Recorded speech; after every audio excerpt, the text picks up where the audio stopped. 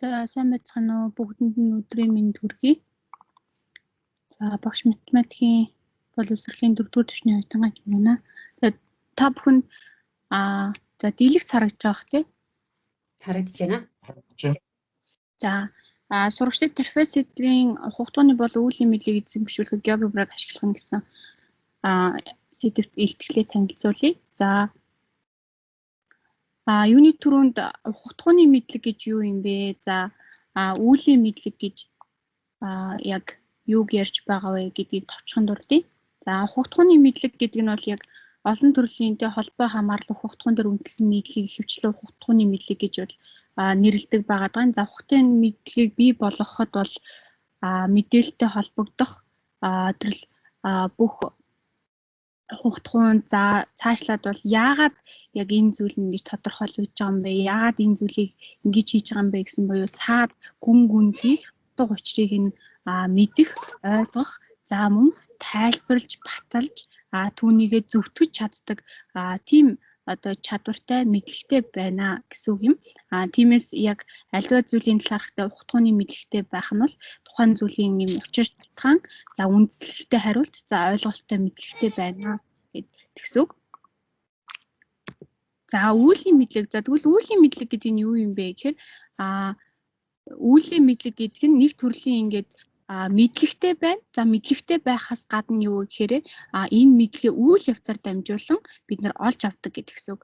Өөрөөр хэлбэл тухайн мэдлэг нь баримт, ур чадвар, за үйл алгоритм эсвэл ингээд аргыг багтаадаг бидний хийдэг одоо тийм механик үйлдэлүүд буюу цээжилсэн тэрл, томьёо, теорем одоо үйлдэлүүдээрээ бид нар ямар нэгэн зүйлийг хийгээд түүгээрээ дамжуулан энэ үүлийн мэдлэгийг бол олж авдаг байгаа. За тэгээд үүлийн мэдлэг нь бол яаж хэрхэн эсвэл юу гэдгийг бол мэдгээд ингэж зорилго нь оршин. За түрүү яг хэлсэнтэй хугацааны мэдлэг бол яагаад гэдэг зүйлийг бол ойлгохыг хичээдэг бол за үүлийн мэдлэг нь бол яаж хийх юм бэ, энийг хэрхэн хийх юм бэ гэдгийг бол мэдхийг одоо зорддог гэсэн үг. За хугацааны мэдлэг болон үүлийн мэдлэг нь хоорондоо бол харилцан хамааралтай.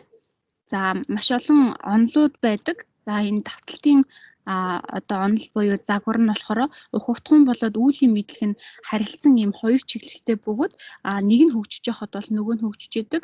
Нэгэнд нь эерэг одоо нөлөө байхад нөгөөд нь бас эерэг нөлөө байдгаа гэсэн ийм одоо үзэл байдаг. Тийм учраас бид нар бол хугацаан болоод үүлийн мэдлэгийг аль алийг нь бол сургалтанд хөгжүүлэхийн тулд авч үзэх хэрэгтэй байдаг.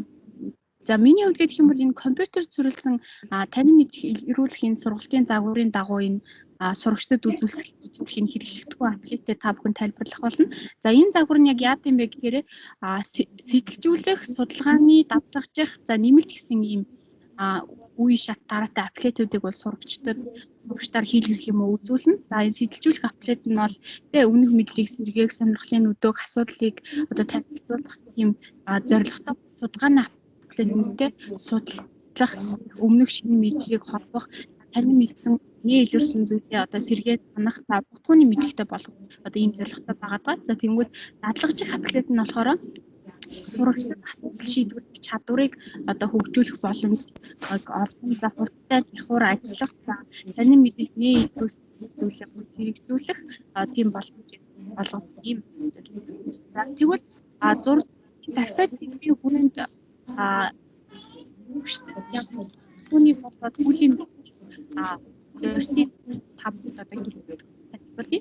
За бидний хэрэг бол би авч хэлсэн байгаа. Энэ харагдах жишээн дээр бол жишээ бол за тафицийн тодорхойлолт, за тафицийн ажилсууд болон за тафицийн дуртай шугам диагонал өндөр гэх мэтсэн тодорхойлолтыг бид нар геометри төвслэлтэйгээр хүүхдүүдэд холбож өгч байгаа. Өөрөөр хэлбэл нэг хугацааныг нөгөө хугацаантай бид нар холбож хүүхдүүдийн одоо түрүүн бас дурсантай харааны за мөн багш тайлбарлан ярьж байгаа учраас аман тайлбар үг тайлбар зэргээр одоо сурагчид бол байна уу? Сонсож байна уу те? Зүгээр. сурагчид хугтгууны мэдлэгийг одоо хөгжүүлж өөрсөндөө бий болгож эзэмшиж байна гэдгсэн үг. За дараагийн атлет маань болохоор мөн ялгаагүй трапезийн одоо төрлийн адил хажуур тэгшүнцэг трапез гэдэг нь яг юу юм бэ? Мөн геометр дүрслэлийг ингээ ухтгнуудыг хоорондын холбоо хамааралтайгаар багш энд бол харуулж өгсөн байна. За мөн ялгаагүй те дундаж шугам. За энэ тохиолдолд бол энэ атлетийн маань одоо зорилго нь юу байгаа гэхээр одоо хажуу талуудыг одоо дунджийг холбосон одоо хэрчмийг бол одоо дундаж шугам гэдгийг хүүхдүүд ойлгох. За энэ дундаж шугам нь бол одоо суурьудтай параллел бөгөөд тэдгээрийн нийлбэрийн хагастай бол тэнцүү байна гэдгийг бол сурагчдаар өөрөөр нь энэ нь яагаад ийм байгаа юм бэ? Яагаад тэгээ нийлбэрийн одоо хагастай тэнцүү байгаад байгаа юм бэ? Суурьудын нийлбэрийн хагастай тэнцүү байгаад байгаа юм бэ гэдгийг сурагчдыг ойлгуулна гэсэн үг. Тэгхийн тулд биднэрт энэ GeoGebra интерактив атлетууд биднэрт ингээд туслаад байгаа. За гулсагчийг хөдөлгөөд за тэг ингээд дундаж шугам нь нийлбэрүүдийн хагастай буюу те хоёр тугасантай тэнцүү байна гэдгийг сурагчид энэ атлетээр дамжуулаад за мөн багшийн чиглүүлэг багшийн удирдлагаар одоо те төхүүлэх асуултуудаар дамжуулаад сурагчид өөрсдөө үнийг ойлгож яагаад энэ нь ийм юм байгаа вэ гэдгийг нь мэднэ гэсэн үг. Тэгснээрээ бол сурагчид автоматар цээжлэхгүй гэсэн үг. Энэ одоо дундаж шугамын уртыг бол тэг ингээд тэг баг суурь их суурьудын нийлбэрийг бол хоёр хуваад юм байна гэсэн тийм автомат томьёог бол цээжлэхгүй. Эргээгээд сурагчид энэ дүрслэлээсээ энэ ойлголтоосоо нөгөө томьёогоо гаргаж авах боломжтой буюу одоо цээжилсэн алгоритмээс одоо өөрөөр яг цаад утга санааг нь ойлгож хугтгууны мэдлэгтэй болж байна гэсэн үг. За энд болохоор шууд өгсөн байгаа багшийн яг шууд хэлбэр гэсэн үг. Одоо бол яг түрүүний ойлгоцсон зүйлээ бид нар математик бичиглэл математик томьёоллоор энд бид нар мөн тухайн тохиолдолд бол тэ жишээлбэл одоо их суурь 20 за бага суурь урт бол 10 ч юм уу тэ гэж жишээ авч за мөн тодорхойлолтын дүрслэлүүдийг бол өгсөн байгаа. За периметр олох, за трапезийн периметрийг олох, за мөн талбайг олох зэрэгт мөн ялгаагүй ингээ хэрэглэгдэхүүнүүдийг ашиглаж байгаа. За одоо жишээлбэл энэ трапезийн талбай олох төр трапезийг одоо тэгшүнцэгтэд хувиргаад за сурагчдаас бол тэ энэ трапезийг бол бид нар ямар одоо төрсөд хувиргасан бэ? За одоо ингээд сурагчдаар хариулбал хариултын ингээд шалган тэ трапезийн талбай тэгшүнцэгтийн талбай хоёр бол тэнцүү. Яагаад тэнцүү юм бэ? За ингээд тэ одоо тэгвэл энэ талбайг яаж олох вэ? Дундаж шугамыг тэ өндрөөр нь үржүүлнэ. Үүнээс өмнө бид нартэй тэгшүнцэгтийн талбайг яаж олдог вэ гэсэн өмнөх одоо ойлголттой буюу ухагтхан хоорондыг нь холбоо хамаарлыг нь одоо багш сурагчдаар өөрсдөр нь гаргуулна гэсэн үг. За мөн тэгээд одоо трапезийг олох одоо трапезийн талбайг олохын томьёог сурагчдаар өөрсдөр нь гаргуулж байгаа энэ одоо хэрэглэгдэхүүн атлетийн зорилго маань 1 минут доош гонч юм бэ? За өгшөө.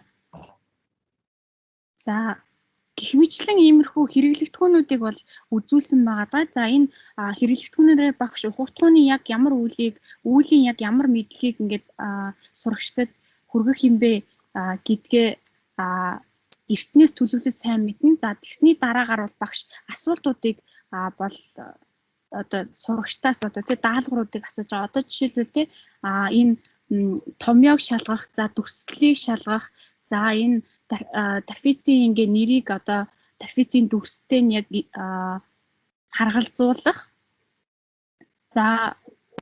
За мөн одоо өөртөө сурагчид тэ адил хажууд трапез эсвэл тэгшүнцэг трапезийг хийх. За мөн хүрээний уртыг периметрийг ингэж бодож олох гэх мэтлэн ийм ухагтгуун болоод үүлийн мэдлэгийг нь шалгах ийм тест даалгавруудыг бол багш өгж байгаа. За би 6 дугаар ангийн нийт 30 сурагчаас бол ийм нийтдээ за 9 даалгавартай ийм тестийг бол авсан байгаа. За яг хамгийн ихний энэ Тэлээ хичээлийн дараагийнхын энэ мэдлэгийн үнэлэх энэхүү одоо тест даалгавраар бол сурагчид 22% гүйцэтгэлтэйгээр бол хийсэн байгаа. Харин GeoGebra интерактив аппликатээр заасны дараагаар одоо өгсөн энэхүү тестийн хариунд бол сурагчид бол 62% гүйцэтгэлтэй. Сурагчдын ухагтхууны мэдлэг нь бол нийт сурагчдын 80-аас дээш хувь нь бол дундаас дээш ухагтхууны мэдлэгтэй байсан. Харин өмнөх энэ интерактив аппликатор заахаас өмнөх сурагчдын ухагтхууны мэдлэг нь ямар байсан бэ гэхээр нийт сурагчдын 20-оос дээш хувь нь л ерөнхийдөө бол дундаас дээш ухагтхууны одоо дундаас дээш түвшний ухагтхууны мэдлэгтэй байсан бол харин аппликатыг заасны дараа бол 80-аас дээш хувь нь бол дундаас дээш түвшний ухагтхууны мэдлэгтэй болсон. Мөн заавшаа. Тэгээд үүлийн мэдлэг нь болохоор мэдлэгийн энэхүү тестийг бол 35% гүйцэтгэлтэй гүйцэтгсэн бөгөөд яг 15-аас дээш сурагчдын 15% нь бол дундаас дээш 15% нь бол дундаас доош гэсэн энэхүү 50% бол үр дүнтэй бол гарсан. Дүгнээд хэлэхэд гэх юм бол яг интерактив GeoGebra энэ аппликатыг хэрэглэх нь сурагчдын ухагтхууны болоод үүлийн мэдлэгийг хөгжүүлэхэд эзэмшүүлэхэд бол яг чухал нөлөөтэй бөгөөд үүрэгтэй байгаа гэдгийг энэхүү туршилт хичээл судалгаанаас бол харж болж байгаамаа. Тэгээд анхаарал хандуулсанд баярлалаа. За баярлалаа. Дипломын ажил бичиж байгаа тийм. Дипломын ажил нас амжилт хүсье.